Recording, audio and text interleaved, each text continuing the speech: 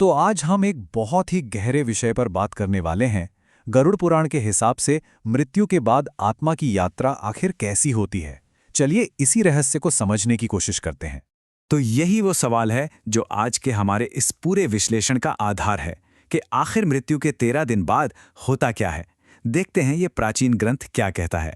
तो गरुड़ पुराण कहता है कि मृत्यु के 13 दिन बाद आत्मा को एक नया, बिल्कुल अलग तरह का शरीर दिया जाता है। सोचिए, एक ऐसा शरीर जो उसे यमलोक की एक बहुत लंबी और मुश्किल यात्रा के लिए तैयार करता है।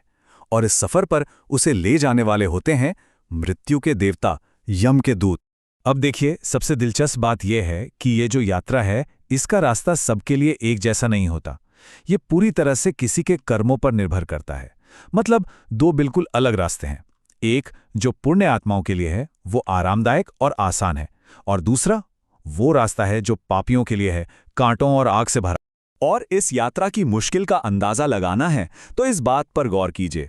आत्मा को यमलोक पहुंचने के लिए दिन रात बिना रुके लगातार चलना पड़ता है। ये एक बहुत ही लंबी और थका देने वाली यात्रा होती है। तो इस लंबे सफर के दौरान आत्मा पर सबसे ज्यादा जो चीज हावी होती है वो है पछतावा। और गरुड़ पुराण हमें सीधे उन विचारों तक ले जाता है जो उस आत्मा के मन में चल रहे होते हैं। वो अपने सांसारिक कर्मों को याद करके बहुत दुखी होती है। और तब आत्मा को ये कठोर सच समझ आता है कि उसके दुख का कारण कोई और नहीं, वो खुद है। उसे यह एहसास होता है कि वो जो भी भुगत रही है वो उसके अपने ही कर्मों का फल है ना? ये कर्म के सिद्धांत का एक बहुत ही सीधा और असरदार उदाहरण इस ग्रंथ में एक स्त्री आत्मा के पछतावे का भी जिक्र है। वो इस बात पर अफसोस करती है कि उसने अपने कर्तव्य पूरे नहीं किए, कोई आध्यात्मिक काम नहीं किया और अपना पूरा जीवन बस यूं ही बर्बाद कर दिया। तो यहाँ एक बात साफ हो जाती है, ये जो पछतावा है ये कोई आम पछतावा नहीं है, ये बहुत खास बातों को लेकर है। आत्मा उन मौक़ों को याद करती है जब वो अच्छे काम कर सकती थी, कोई धार्मिक अनुष्ठान कर सकती थी, वो सब कुछ जिससे आज उसकी किस्मत कुछ और हो सकती थी। अच्छा, तो ये जो सफर है ये कोई वीरान रास्ता नहीं है।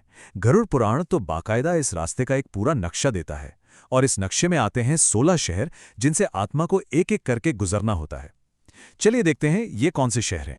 तो ये ग्रंथ इन सभी 16 शहरों के नाम बताता है। इससे एक बात तो साफ है कि ये पूरी यात्रा एक तयशुदा रास्ते पर एक के बाद एक पड़ाव पार करते हुए होती है। मतलब ये सब कुछ पहले से तय है। चलिए अब जरा यात्रा के पहले पड़ावों पर चलते हैं, क्योंकि यही वो जगहें हैं जो असल में बाकी के सफर का मिजाज तय कर देती हैं। तो होता यह है कि 18वें दिन आत्मा पहले शहर पहुंचती है, यमीपुर। यहां उसे थोड़ा आराम तो मिलता है, लेकिन वो आराम भी एक सजा जैसा है। क्यों? क्योंकि यहीं पर उसे अपने परिवार और अपने छोड़े हुए जीवन की यादें सबसे ज्यादा सताती हैं। और आराम तो दूर की बात है, यमदूत उसे और सताते हैं। वो उसे ताने मारते हैं, उसे याद दिलाते हैं कि दुनिया की मोहमाया, रिश्ते नाते सब पीछे छूट गया है। अब अगर कुछ बचा है तो वो है कर्मों का हिसाब। और यहीं पर जीवित और मृत लोगों के बीच का एक बहुत ही गहरा कनेक्शन सामने आता है। ये है श्राद्ध पिंड। ये वो भोजन और जल का भोग है जो धरती पर परिवार वाले आत्मा के लिए चढ़ाते हैं। और सोचिए, उस पूरी 1 साल की भूखी प्यासी यात्रा में आत्मा का यही इकलौता सहारा होता है। तो पहले पड़ाव के बाद ये यात्रा एक तरह के दर्दनाक महीने दर महीने के रूटीन में ढल जाती है। मतलब लगातार चलो, दुख सहो, और फिर महीने के आखिर में बस थोड़ी सी राहत। और ये जो साइकिल है ये बार बार हर महीने दोहराया जाता है। इससे पता चलता है कि ये यात्रा कितनी लंबी और एक तय पैटर्न पर चलती है। और ये बात भी साफ होती है कि आत्मा अपने परिवार के किए गए श्राद्ध पर कितना ज्यादा, मतलब पूरी तरह से निर्भर है।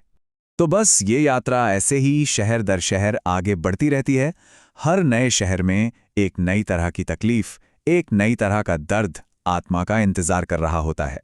और इस बीच उसे थोड़ी सी राहत और हिम्मत मिलती है तो सिर्फ उस श्राद्ध पिंड से। इस ग्रंथ में जो ब्यौरा है उसके हिसाब से ये यात्रा विचित्र भवन नाम के शहर तक जारी रहती है, जहां यम के भाई का राज है। मतलब ये फिर से इस बात पर जोर देता है कि कर्मों का फल भोगने की ये प्रक्रिया कितनी लंबी और मुश्किलों से भरी है।